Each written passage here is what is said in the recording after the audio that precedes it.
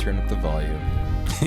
Well, you know, like that always happens, and then you turn on the next, or like it's on autoplay on YouTube, and then the next video comes the next thing. It's just like, oh my gosh, why? I know, right? It's like, oh, this thing is super quiet. Let me turn it up twice as loud. And then the next song plays, and it's like normal volume, but you've got it turned up so high. Yeah. Yeah. You're never the same after that. It's like, I'm traumatized. Before the next song comes on, turn it down real quick. And then the next song's another one of our podcasts, and it's like, I can't hear anything. Yeah. People need to speak up. That's right. All right. Yeah. One of these days, we're just going to do a podcast where we'll just start it off like screaming super loud. Just start like fluctuating through the whole thing. Just to give people that jump scare right when it gets started. No, That's fair. That'd be pretty obnoxious. Yeah. I can find some good jump scare noises on the internet somewhere. I'm sure. The deep, dark recesses of the internet. Some Nazgul screeching. Mm-hmm. I think I used that actually sound clip for something recently. I'm not sure what, but yeah, I don't know. Yeah. Anyway, so here we are, man. Ready Yeah. to be inspired. yeah. Yeah. Let's see. Should I go first? Or you Yeah. want to? I feel like I've gone first recently. Okay. I don't know if that's true or not, but I just feel like it is. I was actually going to cut you off if you started going anyway. Oh, Go yeah? First, so All right. it works out. Yeah. Go for it, dude. So let's see. My thing is basically the idea of it's something I've been thinking about for a while now, or at least a week. Okay. That's a while in That's a long time. my book. Yeah, that's like a lifetime. Yeah. So the idea is like sacrifice, basically, and why that's such a powerful thing, and kind of like what are the not necessarily metaphysical properties that make it work, but like why does it like it seems counterintuitive to everything that nature provides. You know, it's like you always want more. You know, you want to be, you know, you want to have more. You want to acquire more. You want to like have more power. You want to be secure, safe. You know, resources, food. And it's like everything in nature is telling you to like acquire more.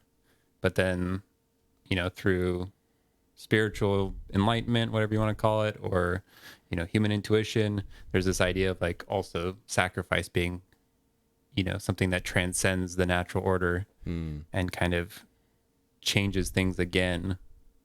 And this is what we can get into kind of what it does exactly. But yeah, the idea that it just like really, yeah, like I guess maybe renews the things of this world in some sense, or refreshes patterns, or breaks cycles, or just does all these like crazy things that just intuitively on the surface don't make sense. Now, okay, are you talking about sacrifice in the sense of like, let me take my blameless white sheep and kill it for my sins kind of thing? Or just like any old like, oh, I guess I'll sacrifice eating ice cream tonight because I know you want to eat cake, so I'll like, Yes. like what kind of all of it? Or yeah? I mean, yeah, all of it, but we can Okay. dive into the different types of and Okay. specifics because there is, I think, they operate similarly, but I don't think they're the same necessarily. Okay. So, so I'll just start with like a personal anecdote then, Okay. and then we can go from there. But basically, for me, it's like I've been feeling, I guess, kind of convicted to, like, I don't know, because I'm always so preoccupied with my own comfort, with my own, you know, and maybe not even comfort always, but just, I don't know, like, even the idea of like following your passion, you know, or like doing things you're interested in, or, you know, how do you, you know, well, I want to give something back to the world, but it's like, even that's like still about you in some sense, you know, where it's like everything kind of in my mind has a lot of times boiled down to like things that move me forward in life. And, I kind of just, I think has left me stuck in a few places. And so I got this just kind of profound idea, or I guess like it's an inspiration, you know, it's like, it's when you've always heard something, but then you like think about it one last time or one new time. And all of a sudden you're like, oh yeah, I understand that now, you know, or something on like a more fundamental level. And I don't know why it is like that this time, but, yeah, I was just kind of thinking about it in terms of like just the way I want to live my life going forward. And it's like, for whatever reason, that thought now has an impact more so that I feel like I can put into effect now. And so, yeah, I was just kind of thinking about it, and it's like everything's starting to kind of make sense, even like in terms of jobs or whatever. it's like I would always try to be like, okay, well, what's my personality? What kind of job aligns with my personality, or what am I called to do on this earth, or like how do I put my strengths to their like their best use or something like that, or what fulfills me. And I was like, man, like I could just like if I'm truly want to just be a giving person, like working in and of itself could like just be a means to like do more good in the world. It's like whether it's gaining more resources or to like give away or to basically be like of a service to somebody, through your work, which I already kind of try to do. But yeah, I was like, oh, that's interesting. Like that gives me a lot of motivation to work, where before it was like, I don't really have much motivation to work because my needs are simple and like I don't have, I don't know, it's like I don't have like a burning passion that I can achieve through like just, I guess, normal jobs. So like that's why I have a lot of hobbies but not jobs, I would say. So yeah, I was like, oh man, something's clicking for me, and so I'm just now trying to explore that. So is there anything that like you think of when like or anything that jumps to mind when you think of sacrifice just in your own life? Yeah, I mean, well, I'll stay on this sort of job track that you're on right now that you were describing. It's a good point. A lot of people talk about pursuing the passions, but when it comes to how do you truly do good in this world, does it need to be doing good through your own passion, or could you be doing good by doing something that's really hard, something that's like purposely, uncomfortable? Yeah, just good. For its just own sake. just good. It's not like something you want to do, not something. Yeah. And I can think about times when I was doing something that I felt like this is truly a good thing, and I am sacrificing work time and pleasure time and my own free time and whatever to like do this thing. Yeah. And an example of that would be back in 2018 when the Thomas Fire and the flood happened in Santa Barbara. Then I took out time from work, and I was like twice a week, I think I was working with this organization for a couple months, where I was basically going and like shoveling mud out of these homes that had been flooded, As soon as you're about to talk about that, like I knew exactly where you're going. Well, I remember how like impactful it was for you. Yeah, because I think for me that felt super meaningful. It was like hard work, a lot of manual labor, super gross mud. It's like stinky environments. It's like really icky. I got to take a shower afterwards. And it's like, you couldn't pay me to do that. Like if you had been like, hey, Brandon, I have like this dirty, gross job for you, and here's $10 like an hour. Here's some money, and like I want you to like clean mud out of this house. I'd be like, no, like I have a job, like I'm not doing that, But because I knew I was doing it, people had passed away, people had lost their homes. Like this was a really big deal. It was like really emotional behind it. Yeah. And there were so many people who were collectively helping. It was like, I am like thrilled to be here to do this sacrifice. It didn't even feel like a quote unquote sacrifice. It was not me like suffering, like, woe is me bearing my cross for this. It was like, I am so happy to help. And at the end, I felt very satisfied by that. Yeah. Was there any kind of, so I guess what I would want to go into after that is like, because it seems like with sacrifice, it's like even though you're giving something, there's usually like you get something back, right? And whether it's like, maybe you get a connection that you wouldn't have gotten otherwise, meeting some person, or, it's like you even get just, you feel good, or, it's like, I don't know, something stumbles in and you get a job out of it or something. But was there like kind of anything you felt like you got back? Because it's, I mean, I'm sure you were going in with like just pure intentions, so but was there anything that you were surprised that you got back out of that experience? I mean, there were nice people that I talked to and connected with. It was nice seeing the people that I got to help, and like seeing that they were in need and helping people who were truly in need. But otherwise, I don't think I got any kind of financial gain. There was no like networking thing. I don't even think I really stayed in touch with any of the people that I worked with. You just got a sense of superiority then. I just got a sense of, altruism, helping people or whatever.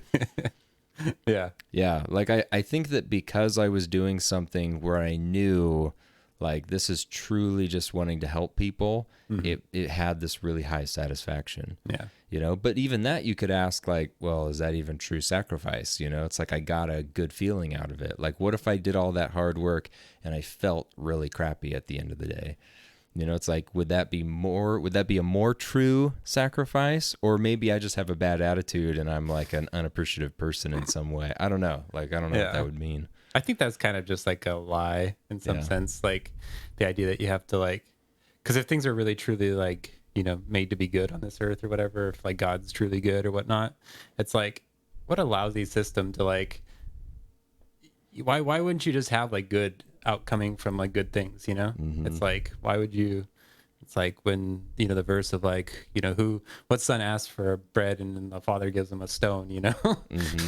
It's like, I think if you're just doing it, it's like you can expect the good things and not like demand them, but just like know that that's part of the good equation. Yeah. It's like, I don't think there's anything wrong with that, you know? Yeah. But there is an idea that you have to like, suffer for it to be valid or something. I think then you almost become the Jonah. Where God's like, hey, Jonah, go to the city and preach repentance. And he's like, I don't want to. And then when he does, they like totally repent. He's like, I wish they'd all burned, you know? And it's like, and now I wish I was dead. And I wish I was dead because I can't even handle all this mercy. I'm so sick of you, God. I knew you were a merciful God. Screw you. Just let me die. It's like, whoa, dude. Like, and then like the shade grows up and then he's like, oh man. Yeah, it's like, even my shade is gone. I just want to die. Like, dude, you are just a bitter, like angry person. Like, you just have no appreciation of anything. Like, oh my gosh. You're like a little child having a temper tantrum. But right? I mean, you think about how there's all these other prophets who are like, repent, like, you know, like the prophet Jeremiah, who's preaching repentance for all these years, and it's like they never repent, and he's the weeping prophet, and it's like, if only they repented. And Jonah just walks in the city, and he's like, 40 days, you'll all be dead, just repent. And the whole city's like, oh my gosh, like, let's repent. I was like, dude, freaking kidding me? You know, I mean, it's like, I think that God can give you things to do that would be a sacrifice, and it's like, if you have the right attitude, that sacrifice could be turned into joy. It doesn't like have to be this like bitter, horrible thing, but it depends on your like perspective. Yeah, that's a big part of it for sure. So then I guess we can dive in a little bit more into like the metaphysics of it, I guess. It's like, why sacrifice? Like, that's such a weird thing, you know? It's like, it's kind of, I mean, it's counterintuitive. Like, how does, because I mean, there's almost like a sense you're not destroying yourself, but like, well, I mean, I guess there is some like connection with that, you know, because it's like even Jesus on the cross, like that's an ultimate sacrifice, right? Like your life.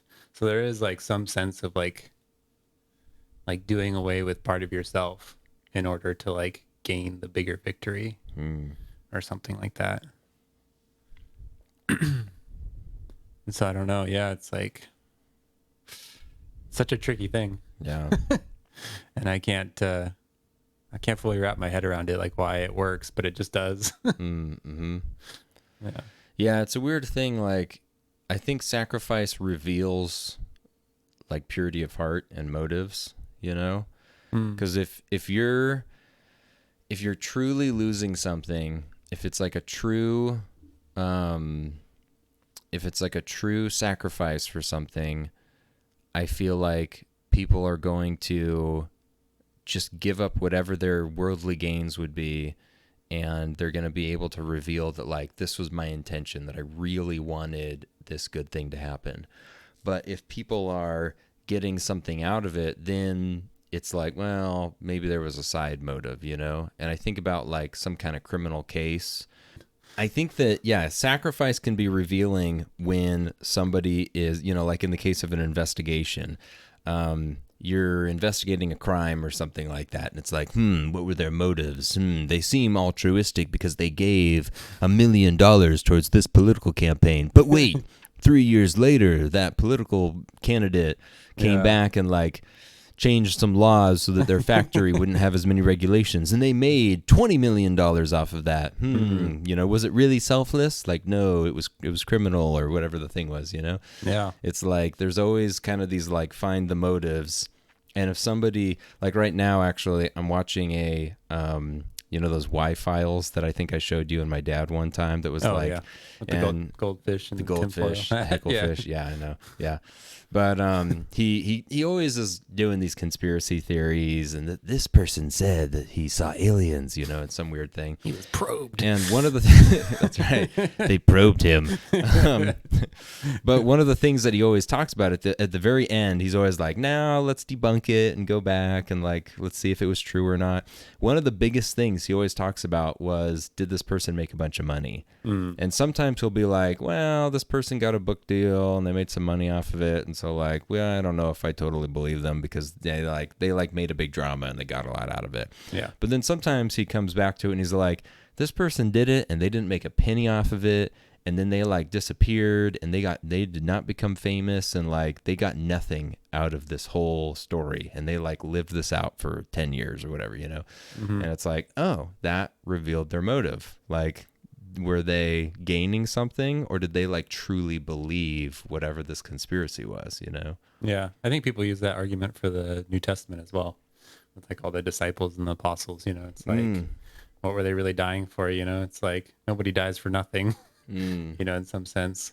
And so it's kind of like just a looser argument to kind of validate the story of Jesus and stuff. Yeah. It's like, are you going to die for a crazy person? Yeah. That seems wild. It's a good point. Like I'm just thinking about when, you know, what are things that if somebody was trying to like lie to me, or if somebody was trying to like torture the truth out of me over something I'd lied about, it's like, how much torture would they do until I would be like, you gotta be a real sicko. I confess, you know? It's Yeah. like it wouldn't, like if I had made up a lie, you know, it's like, I cheated on my taxes. I owed them $4,000, but I only paid them $2,000. And then the IRS comes and they're like, we'll rip out your fingernails unless you tell us what you truly owed. It'd be like, okay, It's 2,000. It's 2,000 bucks. Sorry guys, like no big deal. Let's clean it up right now.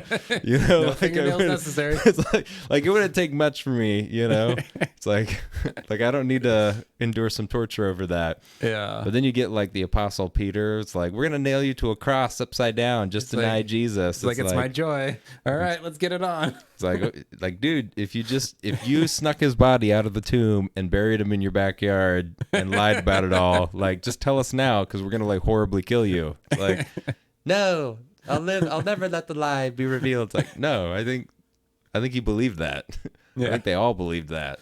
Yeah. Yeah, which is kind of wild. So, okay, sacrifice is kind of like vetting the heart or something, you know, and making like revealing what's truly there. Yeah. Yeah, that's a cool angle I hadn't even thought of, you know. It's like just just yet another mystery like added on to like what sacrifice is. Yeah, I think one thing I've kind of been interested in is just how,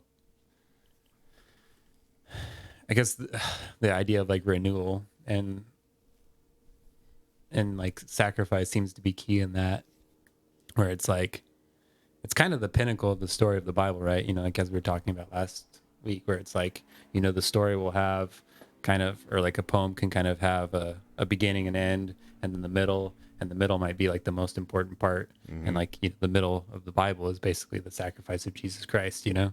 And then like the new church, and then the Old Testament covenant is like kind of bookending with Revelation and Genesis on either end as well, you know, kind of mirroring each other also, which is awesome symmetry. But yeah, it's fascinating. Anyway, but the idea, you know, it's like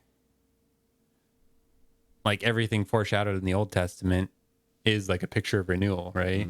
And then like the final act of the Old Testament is the sacrifice of Christ. So it's like that's what like triggers the renewal, and like triggers this new, like the changing of the order of things basically, and setting up new things. And so like that's the archetype that I think we live under. And you know, because of that, it's like I think we get to participate in that as well in our own small ways. It's like, you know, every time we self-sacrifice, it's kind of like a mini resurrection, you know, or like a mini cross scenario in some sense, like almost like localized to our, you know, Christ did it for the world, but we do it for like where we are in life. And so, yeah. So I don't know. Like, it's just, I don't know. Do you notice that maybe like in your relationships or anything where it's like when you sacrifice, it like changes the dynamic or kind of like maybe resets a ingrained pattern or refreshes your mind or like does something, some sort of like renewal or something?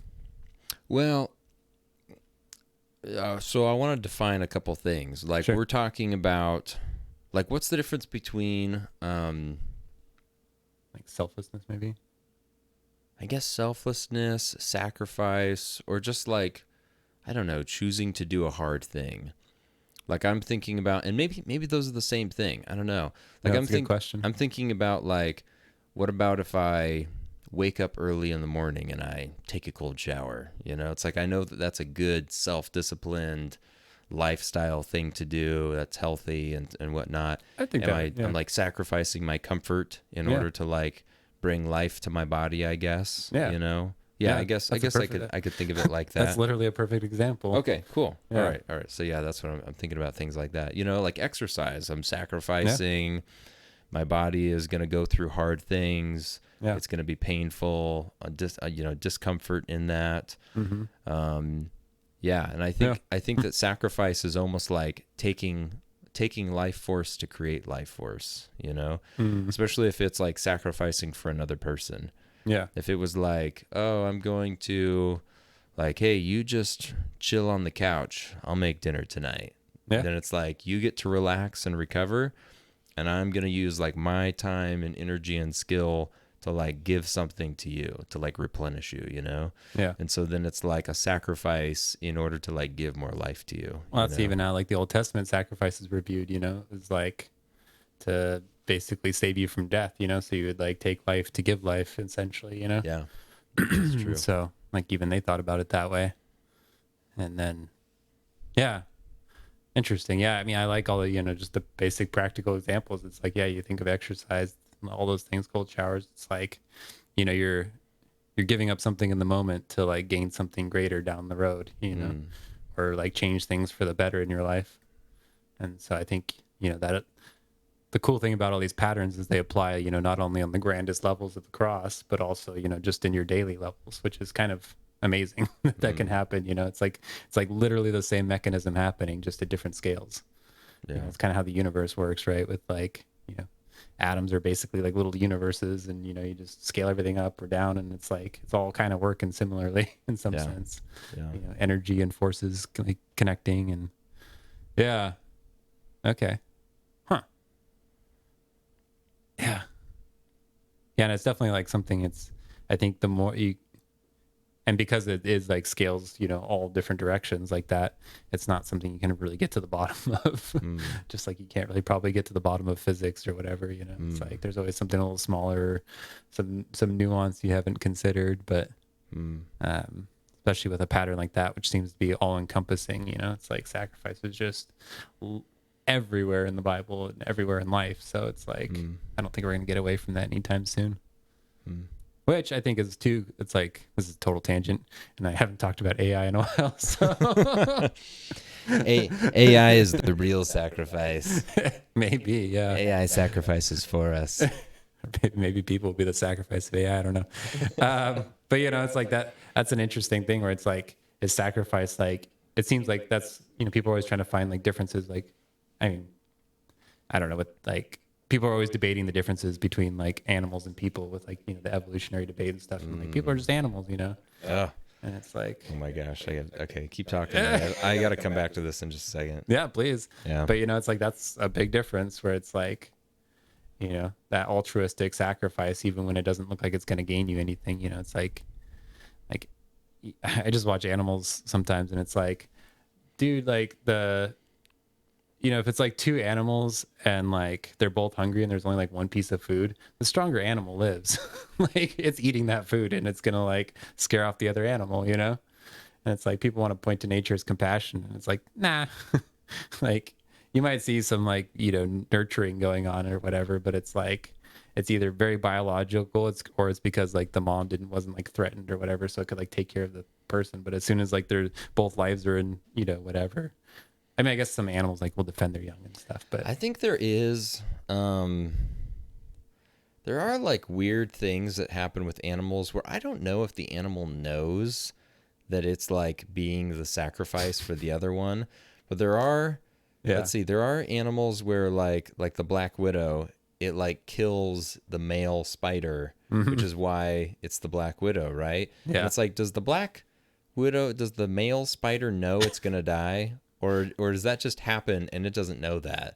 Like, is it always a surprise? Like, oh, I'm dying now. Like, I guess that's what all the male spiders do is they like get killed by the female. Like, Well, it's also like an ultimate sacrifice too, because it's his body becomes like nourishment, you know. yeah, So it's like, and praying mantises do that too. yeah. And like, And I think there's some kind of caterpillar that if they can't find food, they'll become cannibals and they'll eat each other anyway. But it's like, is that like just how God designed it, or is that of the fall? You know, it's like, is that animals gone wrong? Like, is that really how God was like, this is my perfect creation, you know? And are we supposed, you know, sometimes we look at animals and we're like, well, the animals do it, so that's how we're supposed to do it. It's like, that's the worst argument I've ever heard. yeah, I know. It's like, I don't know, dude. I saw Like, that monkey flinging poop at the little kid. I think the animals are like the fall, and they're just not intelligent enough to like get as bad as humans. But like, I think we're supposed to be above that, you know? Like, Yeah. we're not flinging poop at people, you know? I It's mean, like, yeah, why are you putting this as your role model, Like, man? maybe in San Francisco they're flinging poop at people, but you know, the rest of us shouldn't be doing that. I was gonna say with animals, I won't say who, but there was a young child that I was discussing human science with recently, and I don't know, I think she's like 7 or 8, and we were talking about dogs, and she was like, "Did you know I watched a science video at school, and like humans are animals. We're human animals." And I was like, "Excuse me?" And she was like, "Yeah, like we're mammals and animals are mammals, and like they have 4 legs and a head, and we have 4 legs and a head, and the science video said that we're animals." And it's you know, not my child, so it's like I'm trying not to just like, Lay down the law. you know, I was like, whoa, that is nope, we are not animals. Like, oh my gosh, like, dude, there are like, no wonder suicide rates are so high and depression and people mistreat each other and all these things. It's like the image of God is just ruined. People just think that they're School shooters are you just know? like culling the herd, you know? It's like, I don't know. Lions go out and kill people or kill zebras in the wild. yeah, Like, it's like, I go out and hunt people. I can watch this nature documentary on Netflix and it shows how caterpillars eat each other when they're hungry. I guess I could just eat somebody if I want to. I'm an animal. They're an animal, whatever. Yeah. It's like, dude, this is insane. This is like absolute like wickedness of humanity that would probably cause a great flood. It's like, this is ridiculous. Yeah, I don't know. Yeah, well, I don't know why you'd want to use animals as your role models, but Yeah. they don't I know. even use spoons. Like, They come don't on. know. Yeah. They haven't invented ice cream. No. They have not created the Tesla, okay? Using Right. Chinese child cobalt. No, yeah. That's probably why people They did not wanna be an invent the animal. internet, okay? Yeah, there you like, go. We landed on the moon. They only landed on the moon because we put them in a suit and we stuck them on a rocket. Like, they did not operate it or create the spacecraft. There you go, Russian You know? monkey. Yeah. It's like, Yeah. anyway, Total side topic. we were already on a side topic. I know. rabbit holes. All right. But Double sidecar. yeah, don't want to talk about furries. But dude, you know, like I was thinking just today, like how, you know, it's like we always talk about how things like haven't changed or whatever. Like I feel like we talk about that quite a bit on here. Or like, you know, it's like people back in thousands of years ago are the same now. And it's like, if you think about like the old Egyptians and stuff and all like the half dog, half peoples, Yeah. it's like they were all just furries back then too. Yeah. It's like, it's the They same weren't thing. furries. They were scalies. They were alligators. I mean, yeah, they had those. They had birds, but it was just like every anthropomorphic, you know, being. Yeah. And it's like people are still doing that to this day. It's like, Yeah. what's changed? Yeah. I'm pretty sure throughout all human history, people have tried to change the image of God on humanity, where they were like, you know, man and women, same thing, no difference, whatever. And then even the animal mixing with human kind of stuff. People have Yeah. always tried to sort of ruin Yeah. the uniqueness of humanity. Yeah, or I mean, it could be that. I mean, there's also like more of a theory that it's like kind of representing, some like darker aspect of identity. But yeah, like there is that weird. Yeah, there's always like a mixture, chimera, hybrids of things. Yeah. And so yeah, so it was kind of weird. I was like, oh man, that is, for as much as people like to say we've evolved, it's Yeah. like you're still doing the weird like animal headed people. Yeah. It's like, I don't know. I feel like humanity tried this thing. I don't feel like it's more progressive to do Yeah. that. Anyway, we're getting like way off topic Yeah, here. anyway. But sacrifice. I got to sacrifice what I want to talk about so we can come back to discuss sacrifice for the sake of the people. For all the peoples. For the people. Yeah. So yeah, I just think, yeah, going forward, it's like I'm just looking for different ways to be like, I mean, obviously, I think there's a balance to be struck with sacrifice. It's like, and not every, like, again, like the motives have to be pure. So I think it does like limit the amount you sacrifice in some sense. And like even,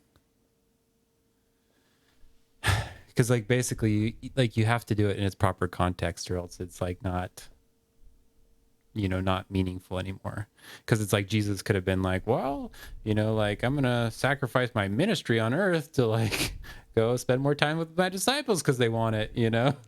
And it's like, well, no, that's not, like why is that not a proper sacrifice? But like he's sacrificing maybe the affection of the Pharisees to like go on with his ministry, or whatever. There's always like a million sacrifices you can make, but like what's the right one? And I think that's the story of like Cain and Abel, right? It's like it kind of ties into that. Like at the very beginning of the story, it's like setting up the motif of sacrifice, right? And like making the proper and I'm just sounding like Jordan Peterson, but No, you'd have to do more of this. well, the thing is, yeah, not necessarily. Well, but Freudian was thinking, no. And Jung in the shadow. And Jung, yes. But yeah, it's like, at the very outset, like if it really is sacrifice is integral to this story, it's like, what's the first thing that's getting set up? It's like, make the proper sacrifice. It's like out of all the ones you can make, like one is rejected and one is, accepted. And so it's like very much, I think, a good pattern to like try to clue in on so we can apply it to our own lives, I guess, of making the right sacrifice. And Yeah. because it's like no matter what you do, you're giving up something else. That's just the nature of attention, right? It's like if you're giving your attention to one thing, everything else is losing out, in a sense. And so you only have one attention, for lack of a better way of saying it. And so you're just naturally selecting through things in the world, and giving your attention and your energy to certain things. So, and yeah. Yeah. Yeah. I know. It's like, what if you, like I'm imagining situations where sacrifice goes wrong, like excuse me, I think it does have a lot to do with the context of things. Wasn't that just idolatry when the sacrifice goes wrong? Well, yeah, I think you're right, actually. Yeah, that's a good point. Well, I'm thinking about like your family, like if you're saying, oh, I've got to sacrifice time with my family so that I can work my job. It's like, well, are you just being a workaholic? You're trying to build your career. Like it's really about you. You got to get over whatever your insecurities are and like confront your family more, whatever the thing is, Or if it was like, deny Christ or we'll like kill your family. It's like, well, maybe you got to stick to Christ even at the cost of your family. It's like, that's a tough decision, but maybe that's the right sacrifice. It's like different contexts could mean totally different things, Yeah. And, it's at each step, you're trying to, well, I mean, I think there's a whole way of not necessarily living, but I think there's things you can do to put yourself in the right perspective to make the right sacrifices more often, I guess. And so, I think that just comes through I don't want to say spiral dynamics, but it's like, it's like once you start making good choices, it's easier to make more, type thing. And so I think there's just there, that's another pattern that I might have to talk about one of these weeks. Yeah, I know that your sister mentioned it, and I never looked it up, so I actually don't know what it's about. I'm not into like the spiral dynamics, but that's how most people know it. Like I would describe it more as like, it's kind of like an exponential force in some sense. Cubital dynamics. Sorry. No, you're good. That's funny. It's like it's how kind of exponentials work, and it's like, but it's more fundamental than that. Where the best way I think of it is in the Bible when Jesus says like, to those who have, more will be given, and to those who don't have, even that will be taken away. It's like that kind of multiplying force that like, once you're on the trajectory, it's like it starts like things compound, and like even compounding is an interesting like idea that you can like from a small amount start to get like huge returns. And actually, after our investing talk, there you go. Yeah. But yeah, so I think in that sense, if you do like organize obviously I come at it from a less free will place, so it's more I'm trying to seek out like God's spirit to like transform life, and then that will like multiply. But dude, is it really sacrifice if God's making you do it? It's not making. It's empowering. And so I think you have to like make the choice, but then how that plays out is through God's grace. And so you still get a choice, but it's not through your agency or your or maybe not agency is the right word, but through your free will, through your efforts. Yeah. We'll have to be inspired by Calvinism another time. Oh gosh, because that's a whole conversation. Yeah. Oh man. So yeah, I think that's most of the things that kind of came to mind. Yeah. I don't know. Yeah. Hopefully it wasn't too rambly. Do you feel like there's any practical takeaways that you're thinking of, like in your life? Like you were saying, how you can, you're thinking about this, and what sparked this whole idea was you applying it to your own life. Are there any things you could share that's like you want to work a job in a different way, or you want to spend your time in a different way? Or is there any like initial applications that you've come to? Yeah, for sure. So yeah, the job is one. Like I want to find something I can work at just to make more money. Like, cause I never thought like, why do I need to, like, I'm always like, why do I need to make more money? That's always my first question anytime I think of a job. I'm already a billionaire. Yeah, I'm already independently wealthy. Why do I need to make more money? And so I was like, well, if I made more, like I could do more nice things for people, because I do live in a limited way, So it's like, because I don't make very much money, I scale back on things I would do, and that includes like, even my generosity is like scaled back as well. So I was like, you know what? Like if I made more money, like I could just give more away, or just have more resources to give away. Like it's, anyway. So like that was a kind of an interesting thing to me. I got to pause on that one just for real quick, because I thought about that once a long time ago. I was thinking, you know what? I am like held accountable to how much, like before God, to how much I give, depending on how much I make. Like if I'm making a ton of money, then I am like held responsible that I need to be like giving lots of money away. So what if I just make less money? Then I don't need to give away as much. It's not as much responsibility, Like I should live a humble life where I like don't make a lot of money, so I'm not responsible to like give lots of money all the way. Bolt at that point. I know. And then I remember when I was younger, I got on that train of thinking, and then it was like, okay, first of all, I think that's just selfish, and then second of all, it's like if I have more, I can give more. Like percentages, baby. Yeah, like I should. Anyway, keep going. Yeah, what was your other thing? That makes total sense. Yeah. And I mean, like, I think some people are called to like be just a monk or whatever, and like, I don't necessarily feel that calling right now, so I don't see a reason not to work and use whatever I have, I guess, or I don't know. But yeah, so then that was one. Just playing like that card game I play. It's like, I'm going in with the very competitive mindset of like winning. And it's like, what if I just like went in and like my mindset was to like just make my opponent have the best time that they could in that match. Dude, that's awesome. And so it's like, like even if I didn't win, and like my only goal was to like just make sure this person had like a good time and walked away like feeling good about it. It's like, or just like, you know, talking with people and just, you know, because a lot of times I won't inquire into other people's life because like I already feel like I know the answer most of the time, and most of the time I'm right, but like, and also how long you been growing that neck beard?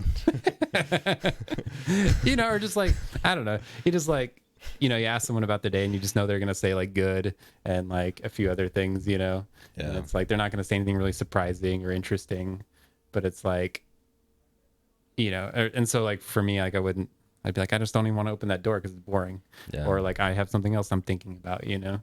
And so instead being like, you know what, it might be boring, but I'm just still gonna like reach out to this person just to like give them some of my time. You know, it's like, I don't know.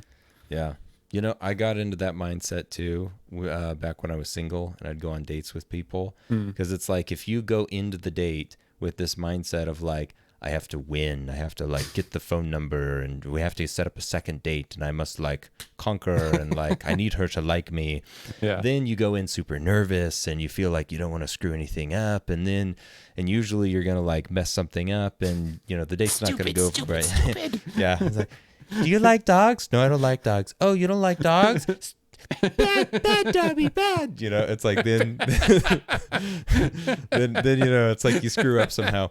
But if you go into the date with the mindset of like, I'm already not worried about date number 2. I'm not like trying to get anything out of this. This is just me, another human being.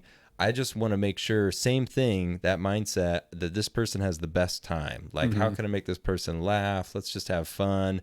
I'm not going to take it super serious. I'm just going to be my authentic self. And if they like that, then we'll keep hanging out. And it's like, once I shifted that mindset, there'd be people I'd go out with, and it's like, man, I just genuinely had a good time with that person. And you know what? I don't know if I feel like they're the right person. Like, I can let go of that, but I'm really glad that I got to connect with them. And I don't feel like I ever need to see them again, but like, that was a good time, you know? And you could just like have a good conversation, you know? Well, I think to that points back to, you know, it's like, well, our first like part of this conversation, which is like, well, what do you gain, you know? And it's like, you actually gain like social, like charisma, and, you know, like, you end up getting like validated back from people, you know, when you do that, like all the things you just incidentally wanted anyway. You know, and like people are more friendly around you and nice to you and like all these kinds of things. So you're getting like some social credit just by doing that, even though that's not what you're like setting out to do. So I get what I want when I let go of what I want. That's there's another mystery. That's it. It's like the people that try to be funny, you know. It's like, oof, there's nothing like more, there's no way to faster tank your like your humor than to try to be funny all the time. So that's another mystery. You have to let it go to gain it. So anyway, so I think let's jump to your topic. You know, I think I'm gonna sacrifice my topic. Just cut this short, or go twice as long on the sacrifice. No, I'm just kidding. So how did you come up with this topic this week? I hear that's an interesting story. So, well, this actually works really well with the sacrifice idea, actually. Ooh, it always does. So I had a couple other things I was thinking about, and I was almost going to talk about some of these other things, but then we had Mother's Day weekend, and I was like, oh, now I just really got to talk about moms now. All right. Plus, I know who our target audience is, moms. I know. I gotta pander to the people here too. There you go. Give them what they want. No, well, you know, I bought a card from my mom, and I was writing in the card, and I was just saying some things, and I think I cried like twice writing this card, because I just was like, I think I missed a little bit of like my childhood growing up with my mom, and just feeling like close to her, and feeling that relationship of nurture, and being an adult and being married now. It's like, I almost feel like being married, there's like a weird separation from the mom. There's almost like a weird thing. Like okay, now I'm like married. Not that my wife is like Yeah, my I new was about mom. to say you got a new mom. She's not into that. No, she doesn't want the mom jokes. No. Well, But are you the daddy then? no, yeah, yeah. She doesn't. She's not into the like weird parental. She's not. She's not Freudian in that way. She's not into that. Um, but you know, there's kind of that like leave your mother and father and cling to your wife kind of, you know, and there's sort of a weird separation, I think, and I think it's almost harder separating from your mom because a lot of that like mom role gets replaced a little bit, and I think sometimes it's easier to connect with your father after marriage. At least me being a male getting married, and then the father is like still that same father role, but I feel like the mom role somehow changes. I don't know. It's a weird thing, but I totally understand that. but I feel like, you know, with Mother's Day, it just made me reflect back over this weekend, so many things to appreciate about my mom. And I think sacrifice is a big one, you know, like Yeah. they do a lot of sacrifice in order to keep me alive, you know, make me the human that I am. And I think that there's just the concept of motherhood too. I mean, I'll try to make it more of a broad principle idea of mothership or motherhood than just my personal experience. But you know, thinking about how much we need moms in the world, I can't help but always think back to the story of Peter Pan. Because the whole story is about this boy, you know, it's the Lost Boys in a fantasy world and they need a mom. So they like kidnap this little girl, Wendy, and they like make her their mom. Classic You know? Disney. I know, right? Yeah. Get rid of the parents Yeah. and the kids will figure it out. Some trauma along the way. Some weird traumas, you know? And then how it's like Peter Pan basically never grows up. He's like always in this denial that he, needs a mom. He like continues to not, and a lot of people don't actually read the full story, but if you read the books are actually different from the movies. In the movie, Wendy and her two younger brothers come back from Netherland and they go back to their home and they go to bed and it's like, oh, okay, they're back with their family again, and it's kind of this like rejoining of the family. But if you read the books, in the books they actually take the Lost Boys with them. Because in the original story, the Lost Boys were actually from a bunch of orphanages, and it was sort of this weird thing that like little boys would just disappear from orphanages, and they like appeared in Neverland and whatever. And so in the story, it's like then they come back and they like find homes and families, and they're like have their moms again, you know.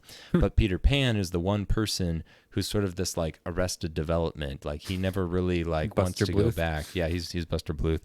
He like always wants to stay young and independent, and I don't need my mom. He's always this wild boy, but he never like becomes the man that he like children should become. They never like do that. And I think it kind of made me think of the idea that you'll always be like sort of a wild lost boy, but then when you have that role of the mother, they like turn you from the boy into the man. They like make you a person that you need to be. They like help you grow up and mature, you know? And I was thinking of that role of like the motherhood role. It's not only the role of like, I'm going to nurture you and keep you alive, but I'm going to like make you into a person, you know? So I think that was one of the iconic things that I was thinking about with the concept of motherhood.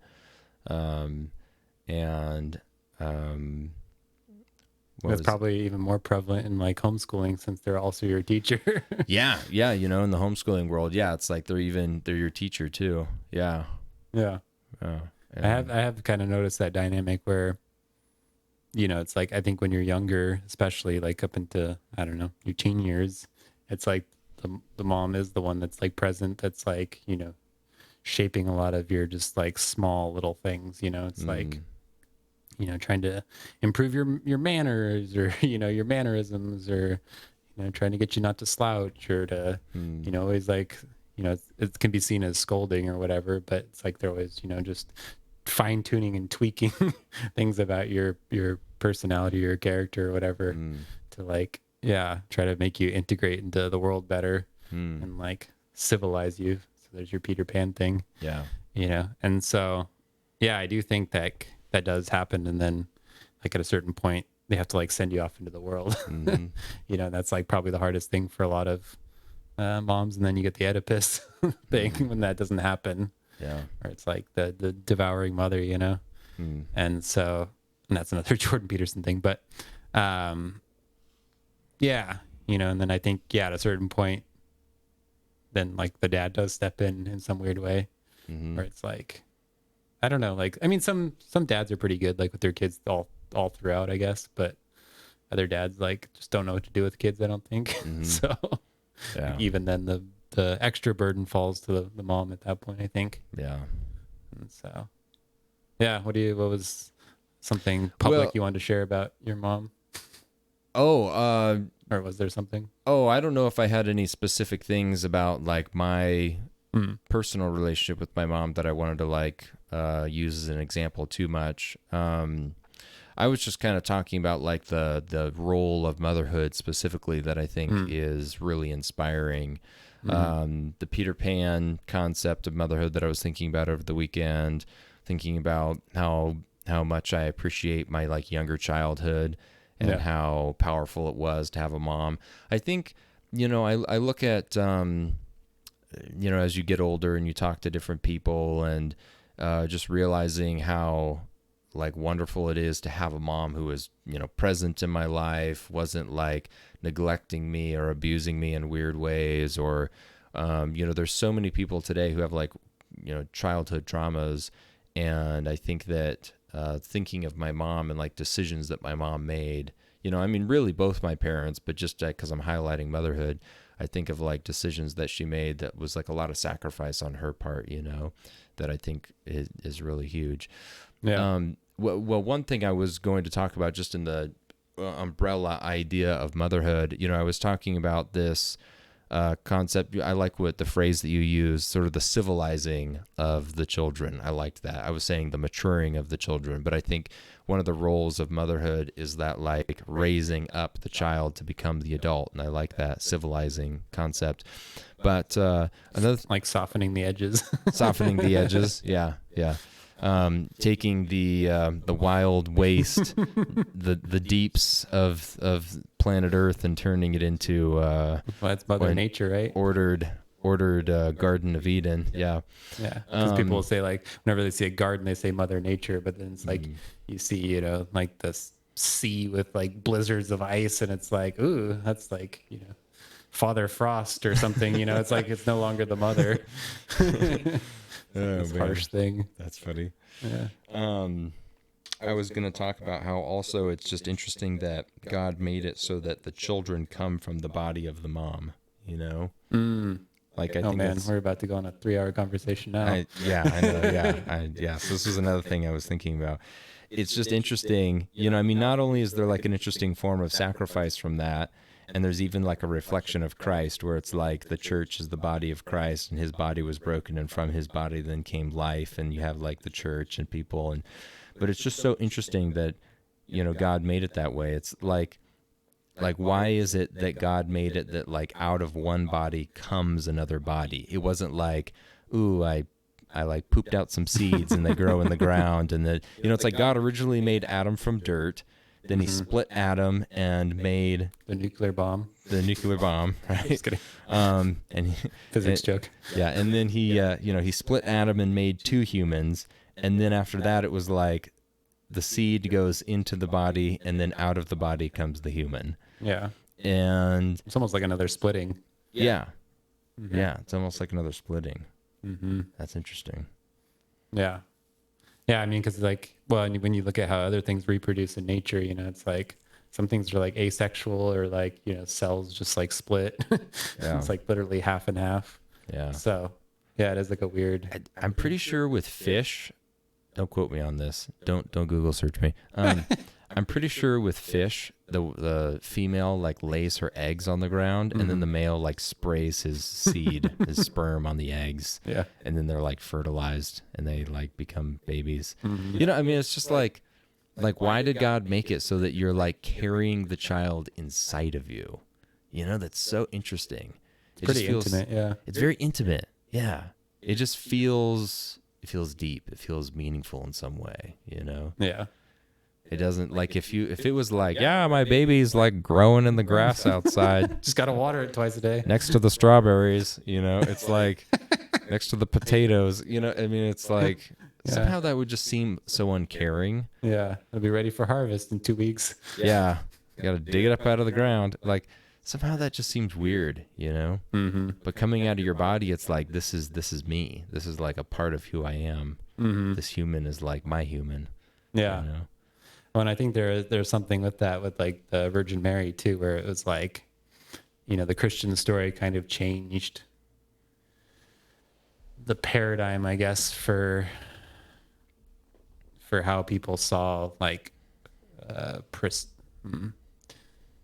maybe like lineage or something, where it was like lineage for the longest time was seen as like the man's thing, you know. It was like he's providing the information, you know. It's like the woman's just the vessel, you know. She doesn't really have like a part in this, you know, in the passing on of the name or like, you know, the whatever. And so, but then you get to like the Virgin Mary, where it's like, you know, there's no human man involved, you know. And all of a sudden she's like having this, you know, divine child.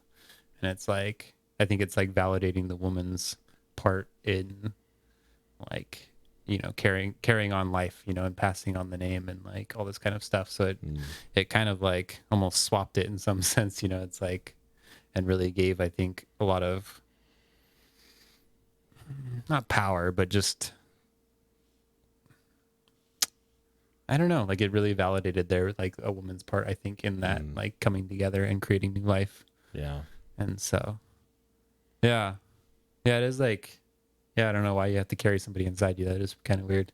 Yeah. Yeah, it's interesting. Especially when not all nature does it that way. Yeah. Yeah, you know.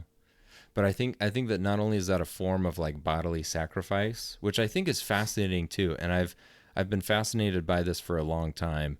Like, in order to create a new human, you do have to sacrifice, right? You got to go 9 months, and there's bodily things that occur even after pregnancy and dysfunctions, and there's all kinds of stuff. Well, because like the weird thing is like if you had any other organism like attached to you, like sucking nutrients out of you, that would be a parasite. You know? Yeah. But in this case, it's like this is a new human, and it's like your human that you are like making, you know. Yeah. Well, the crazy thing is like you're sharing blood with it. Like, yeah. Like it at that point, is it like any different than like an extra appendage? You know, it's like if you're sharing like all the same like, you know, fluids and whatever, it's like it's basically a body part. You know, sort of.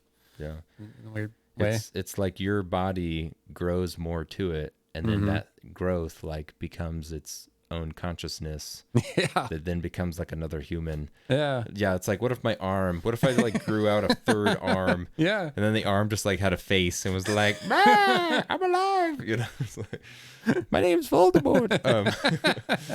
You know, it's like that'd be kind of weird. But I think that it's fascinating when it comes to the idea of what does it take to create a new human. Like when you think of the cost with the gain, it's like, how do you create a new life? Like what do we have to, how much money do you have to pay to create a new human? You know, if I were to think of it in like a manufacturing terms, it's like, in order to build the Tesla, we need these parts, and it'll cost this much money, and all those things. Did you just get a Tesla or something today? No, I didn't. I'm just using it as my weird example for today. For the day. But then when you think of like a human body, it's like, man, you'd almost think that this is a human being. Like, what's an equivalent cost? What's the equivalent value of a human being? Like another human being. Yeah. You know, it's like you'd almost think that you would have to like pay a human life to get a human life. You know, but instead it's like, hey, you're going to have 9 months of suffering, and it's going to be bad suffering, but you're going to have 9 months of suffering and really bad childbearing. And God literally said that like the childbearing is going to be even worse because of the fall. Like making babies is hard, you know, like God said it's hard. He like made it so, you know, it's not an easy thing, but at the same time, you think of how it's like, dude, you went through this sacrifice and you made this like really high value. Like you got some great return there, you know? Yeah. And I think it's just such a unique form of sacrifice and such a unique like human function. Yeah. I mean, like Albert Einstein's mom, it was like investing at Bitcoin at like 2000 Bitcoin. Wait, what? Albert Einstein was investing. No, Wait, what? with Albert Einstein's mom, it was like investing in Bitcoin when it was $2,000 a coin. Just because he was so like influential, you know. Or Oh, whatever, right. you know? Yeah. So it's yeah. like for that 9 months, she got like way more than the average Joe. I'm right. not. Yeah. I'm not saying like it's just a joke. It's not Right, actually okay, people yeah. are all the same value, but Okay. you I know. thought you were saying that there was Bitcoin back at Albert Einstein. I was Oh, like, no, they no, had no, no. Bitcoin back then? I was like, I No. thought that was a new thing. Or it'd just be like investing in Google when it was like, you know, a dollar Right. a share or something, Right, you know. right. Yeah, It's like the yeah, best yeah. investment you can if get. if you could have thought, yeah, if you were to equate it to like a dollar value thing, yeah, right, Yeah. yeah, So, you know, it's just such a unique like human ability. You know, I think that it almost seems desensitizing because we like, you know, it happens all the time. People see it and they do it, and it's like a normal thing. But unfortunately, like we take it for granted these days through like abortion or, yeah, you know, it's like even just, you know, saying people are like animals. It's like, well, yeah, you're devaluing the human experience in life quite a bit, you know. yeah, I So- know. Yeah, it's like, dude, you could create a whole human being, and instead we're just like, nah, throw it away. Yeah. It's like, dude, that is like So wild. that was Matt. You're just throwing away like $1 billion right there. You just like that's insane. Yeah. You know? Yeah. I mean, even just from like, yeah, you know, an economic perspective, it's like, and there is actually like, yeah, I mean, two things. Like one, when you like look at your own life, you know, and it's like, I mean, okay, we're gonna get into some maybe potentially touchy subjects, but Yeah, we've been dancing all over those. yeah, you know, so it's like you think of your own life, you know, and it's like you just think about like how rich and profound that is, you know, and it's like you could give that to somebody else, you know, that's wild, like you know, or you could bring that about, like in life, like that's like the huge miracle, you know, it's like you just think about how many great experiences you've lived, how much motion, how much depth you have, you know, it's like you could literally create that on earth. That's wild.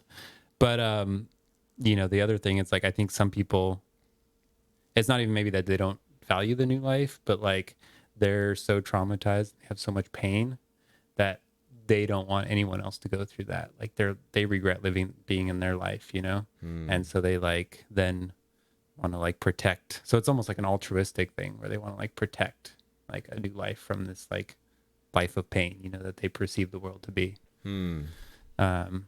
And so it's like, it's actually kind of like a weird thing coming from a good place with like bad outcomes. It's weird.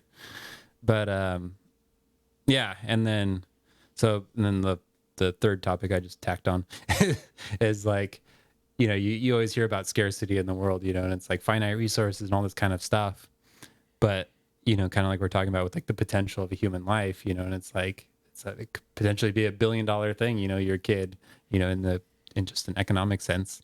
But it's like, yeah, it's like, you know, by lowering the population, you're actually like reducing the amount of creativity, the amount of, you know, like mind space that's like solving these problems, you know, these big problems in the world.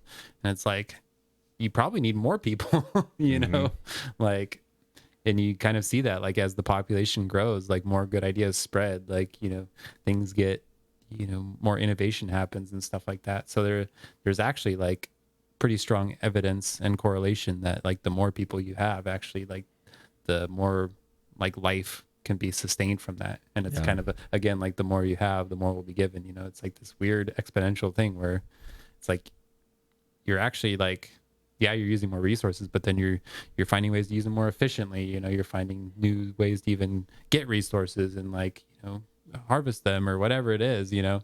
And so you end up being able to like sustain even more, and it's like life gives way to more life. It's like it's a crazy thing. And like obviously like, you know, if we do believe God is the way he says he is, it's like that would just make sense. Like that's how it would be, you know. Life just makes more life, you know. It's like the oldest pattern in the book, you know, of Adam turning into Eve into like, you know, having kids. It's like life makes more life. Yeah.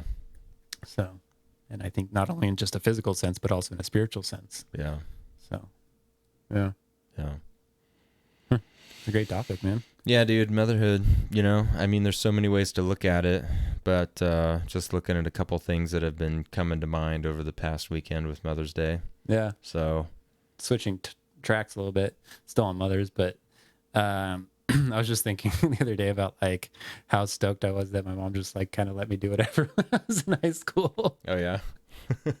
Yeah. I was like, I'm glad I didn't take advantage of it. Like, but Yeah. I was just thinking about like all the weird stuff I used to do. Like I would just go bring my like computer over to Phil's house for like 2 or 3 days, and like That's right. I think like, I left my computer at Phil's house for like a month or two or something. Just so I Yeah. could go over there and play video games. yeah, his mom would be gone, and I was like, "Hey, mom, I'm gonna like go over to Phil's, and then I'm gonna be working, and then going to his house when I'm not at work." Yeah. She's like, "Sure." Yeah. I'm like, or just like come home at like 2 or 3 in the morning very often, even though she was super worried, Mm-hmm. And it was like, I don't know, like she was just worried, and I guess that had to be it Yeah. or something. I don't know. So that's Yeah. the sacrifice, I guess. Yeah. She could have given into that and been more controlling, I guess, Mm. and tried to like make me be home, but I don't know how that would have gone, but Yeah. I am thankful that I was allowed a lot of freedoms. I know. I feel like with my parents and my mom, just being able to not micromanage, and it's like, okay, here's the instruction you need.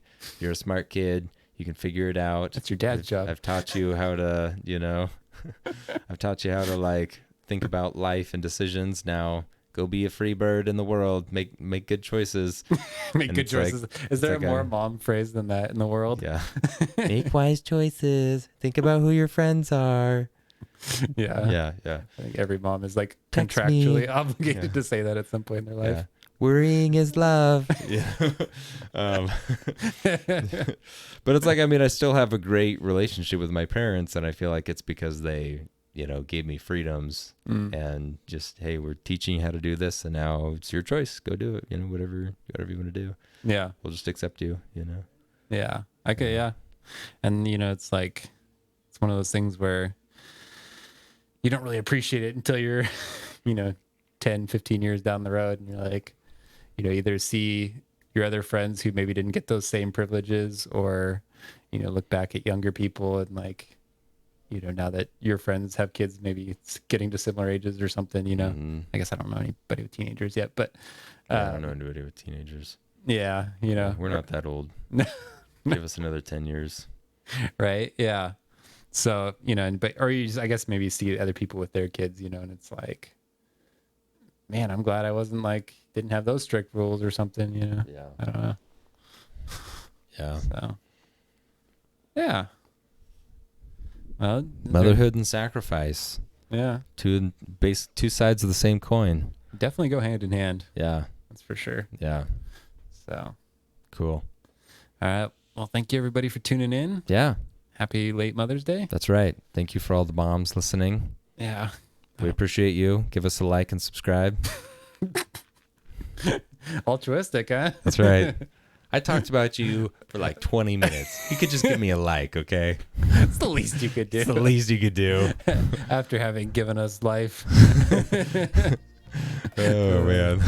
All right, everybody. Cool. Thank you very much. Peace out. Bye.